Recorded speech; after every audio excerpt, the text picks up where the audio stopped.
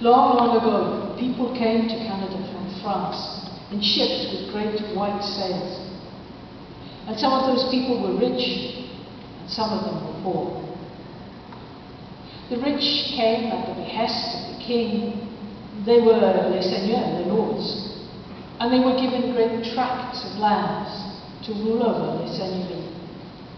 And the poor, many of them were farmers, and they got little strips of land, all of them running down to a waterway. And where was Dijon in all of this? He lived on one of those farms. His father was not there much. His father was a voyageur. He travelled down the rivers in the fur trade. And so it was his mother who really ran the place. He had two brothers, and they were, like so many older brothers, they liked to be out and about in the world. And when they went out and about in the world, they didn't take Dijon with them.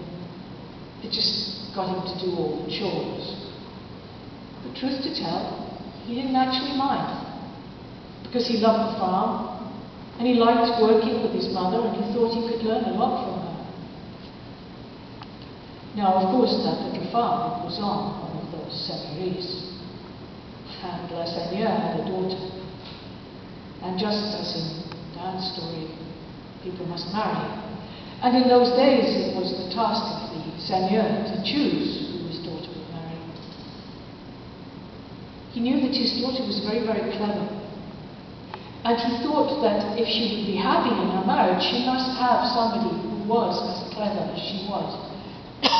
And so he sent out a message that if there was anybody who would come and talk to her in such a way that she would not be able to answer, that would be the one.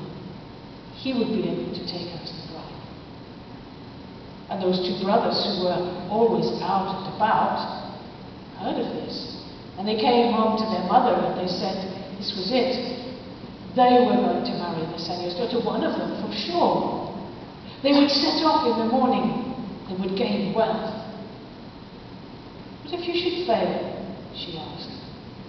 Oh, said the brothers, if we would fail, we would have to go to prison for a year and a day. But there are two of us. And they got themselves ready. They dressed themselves in their best clothes. And in the morning they got the best horses. And they set off, and there was Dijon, his mother, just watching him go into the distance. And Dijon's mother said to him, would you like to have gone with us this time? Dijon said, it would have been an adventure. Dijon's mother said, I think your brothers are going to get themselves into trouble. I think they will need your help. Then I will go for sure, said